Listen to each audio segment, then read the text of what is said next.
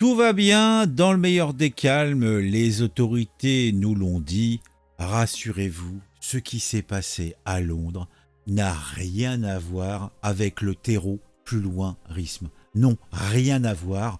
Non, cet homme qui était muni d'un sabre et qui a enfoncé avec son véhicule étant une camionnette, la devanture d'une maison, qui est sorti de ce véhicule, qui a sabré un gamin de 14 ans qui est hélas décédé, qui a attaqué des policiers, qui a fait du porte-à-porte pour chercher des victimes, cela n'a rien à voir avec un acte volant, provoquer la terreur chez les gens. Non, à aucun moment. Ça se passe à Hainaut, à Londres, et vous avez sans doute peut-être vu, si vous vaquez sur les réseaux sociaux, les images qui circulent. Et franchement, c'est l'épouvante. Mais une fois de plus, et pas plus aujourd'hui que hier, on est toujours sur toujours la même histoire. Des couteaux, des hachettes, des... Bon, le petit plaisir. Allez, on fait une petite intro et puis je vous explique tout ça rapidement. Et après, on passera à autre chose, puisque bon, qu'est-ce que vous voulez que je vous dise de plus là? C'est consternant.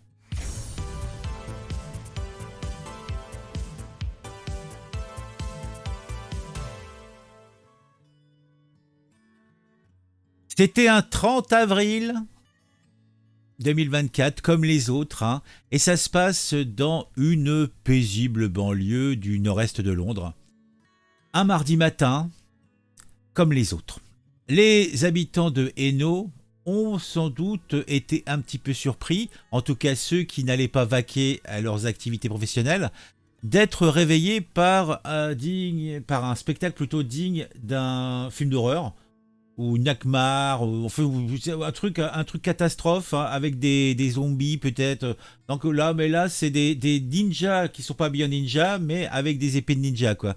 Donc on a un homme barbu vêtu d'un sweat à capuche jaune pour changer, armé d'une épée pour changer, hein. De toute façon, c'est de plus en plus grand, hein. Là, ils nous ont sorti des coutelas, des machettes. Maintenant, ils en sont à l'épée.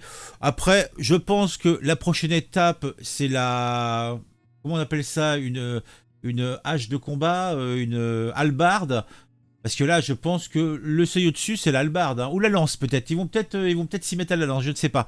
En tout cas, ce monsieur barbu, vêtu d'un sweat à capuche jaune, armé d'une épée, a décidé de semer, somme toute, la terreur dans le quartier. Alors, s'était peut-être réveillé du mauvais pied. Peut-être que bon, il en avait marre des incivilités. Peut-être que c'est un fou de Dieu, enfin, on ne sait pas, peut-être qu'on le saura un jour, peut-être pas.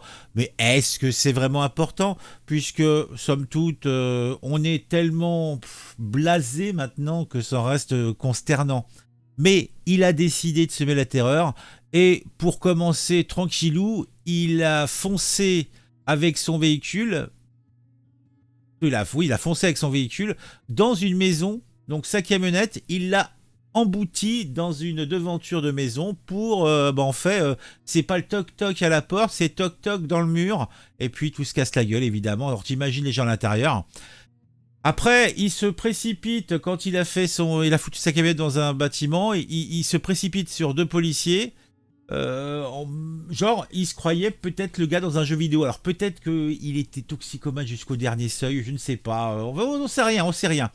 En tout cas, sur les réseaux sociaux, la vidéo de l'incident a commencé à circuler, montrant notre chevalier des temps modernes marchant de façon erratique, épée en main plutôt, devant des maisons, tandis que des voitures de police encadraient la scène. Alors pourquoi les policiers n'intervenaient pas directement? Pourquoi ils l'ont pas shooté direct?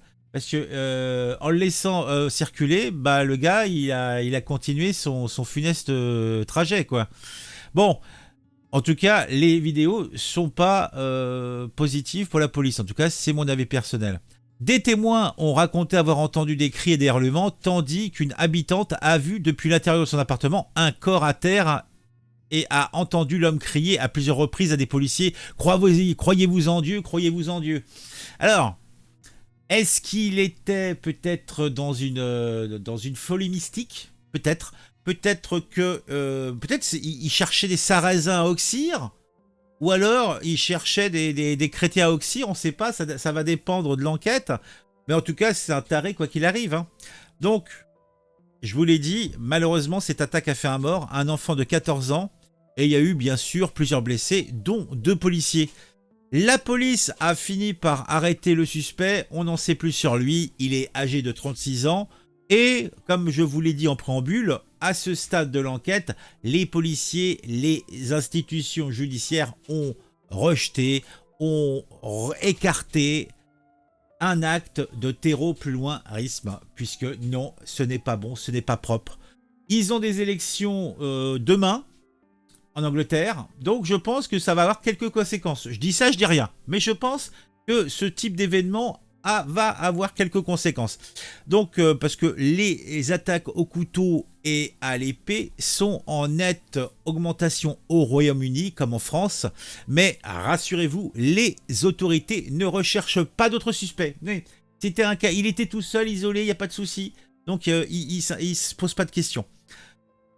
À maintenant une journée des élections locales dans la capitale britannique, cette attaque pourrait bien sûr avoir des conséquences politiques notables. L'opposition conservatrice critique régulièrement le bilan sécuritaire du maire travailliste Sadiq Khan, avec un nom sadique. Bon, c'est avec un Q, hein, c'est S-A-D-I-Q. Mais bon, moi ça me fait plaisir de dire Sadiq Khan, qui fait campagne pour un 3e mandat. Mais là encore, ne vous inquiétez pas, le maire de Londres s'est dit absolument dévasté, entre guillemets. Il était dévasté, le maire de Londres, par cette attaque et a promis des patrouilles supplémentaires de réassurance de la zone, bien sûr. Sachant que c'était dans une zone pavillonnaire, paisible. Donc, qu'est-ce que tu vas mettre des trucs en plus là, quoi? Bon, allez, je vous ai dit, ça c'est vraiment... c'est la vidéo de l'atterrement, d'éterrement, je sais plus. Mettez un j'aime, mettez un commentaire, dites-moi ce que vous pensez de tout ça. Transposez ça à notre beau territoire de France. Hein, parce que bon, les joueurs de couteau, les joueurs de machette, les joueurs... à Mayotte, c'est les spécialistes du découpage de membres. À Châteauroux, parce qu'on a perdu à une battle de rap, on poinçonne des gamins. Dans nos cités, on joue de la Kalachnikov. Tout va bien, tout va bien, tout va bien. Il manque plus que le retour des couscoussières remplies de TNT. Et on aura la totale, quoi. Sérieusement. Mais pour les politiques, il n'y a pas de souci, il n'y a pas de problème. Hein, tout va bien. Le système judiciaire est en marche. Tout va bien, tout va bien. Bon, et je vous dis à très vite pour une nouvelle vidéo sur un sujet qui m'a intéressé et qui, je l'espère, vous intéressera aussi.